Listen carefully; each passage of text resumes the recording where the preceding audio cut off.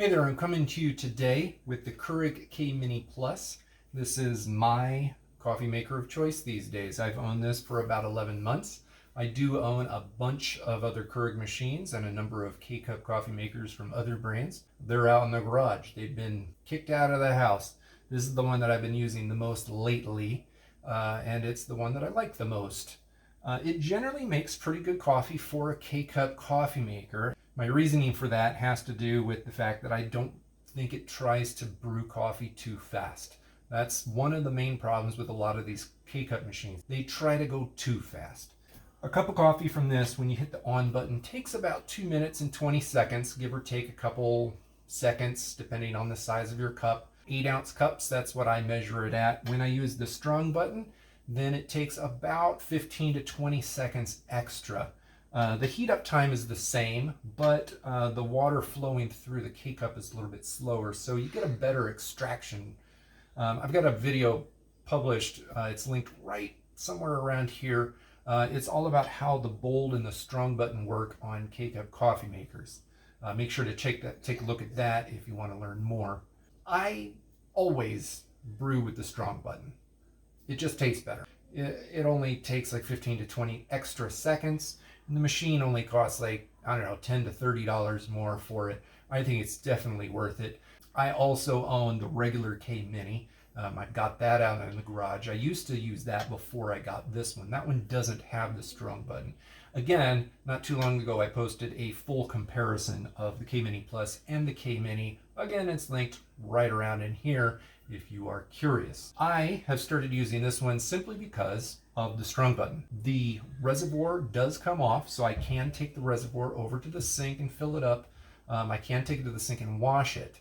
I don't usually take it off to fill it up because, I don't know, it's a little bit clunky trying to put it back on when there's water in it. But I do remove it all the time to wash it at the sink and even run it through the dishwasher. That is a really cool feature.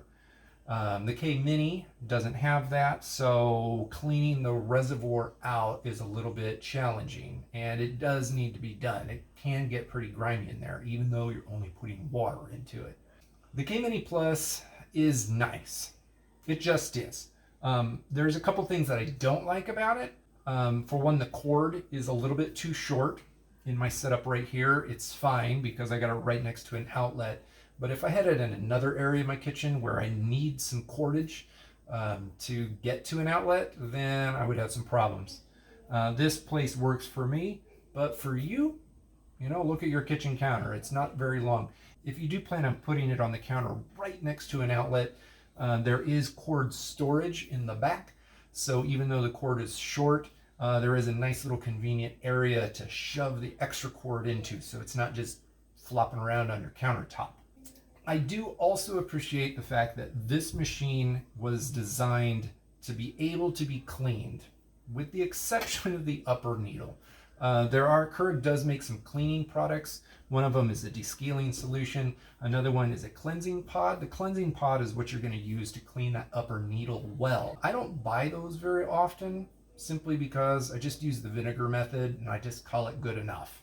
But their cleansing solution is meant to go in. You hit the brew button and it goes into the internal tank, and then it will start brewing, and you can pause the brew cycle right in the middle so that solution can clean the innards of the machine out. Well, vinegar will do the exact same thing. And again, I got a video linked right up here that goes over the step-by-step details as to how to do that.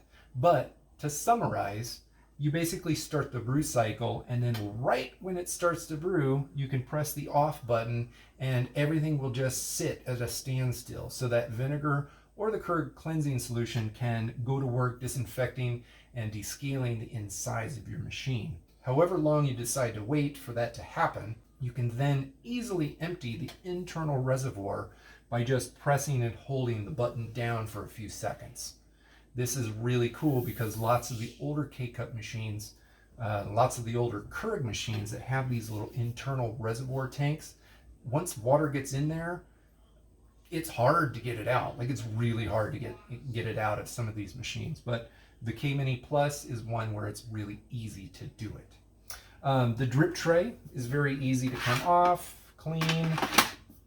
The machine, if you want to brew, you put water in. I press the button down, the on button down.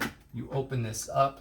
This is another thing that I like about this. This lever does not feel flimsy at all. The only time it feels flimsy is if you're using like a weird K-cup that's kind of shaped poorly, because then it adds, I don't know, it's like too thick or something at the top. I've used some of those.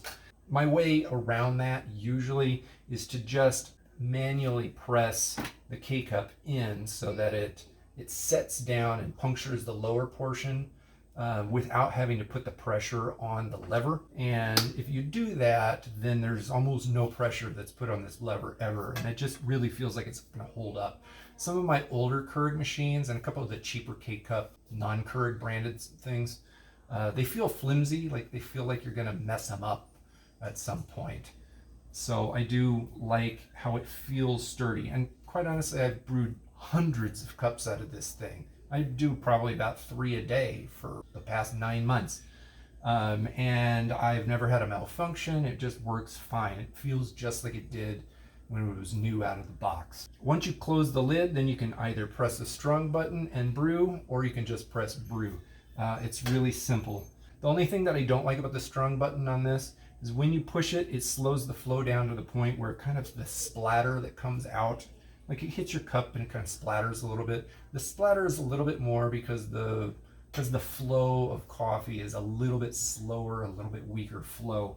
But I don't know, it just makes me clean the machine a little bit more often, I guess. One of the other differences between this and the regular K-Mini is the K-Mini Plus comes with this little storage compartment that can go right in here. You can put up to 9 K-cups in there. I think that that's kind of cool in theory, but I don't use this at all because I find it really annoying to use. It doesn't slide in and out easily. Like, you kind of need 2 hands to do it. With one hand, you just kind of push the machine, and if it's in, you try to pull it out, and you just kind of pull the machine. It's just, I don't know. Not only that, but the K-cups are just loose, and I don't know, I just don't use it. I would not buy it for the storage compartment. Overall, I find this to be a really good machine, and I do recommend it, but there are a couple other new machines in the Keurig line that I am going to be testing and comparing to these. I hope you like this video and subscribe to this channel. That way, in the next few days to few weeks to few months, you'll be able to see every one of these comparisons as they are released. I hope you found this video helpful, and I hope to see you in the next video. Maybe this one right over here, all about the mistakes that most Keurig owners make. Don't make them. Watch the video.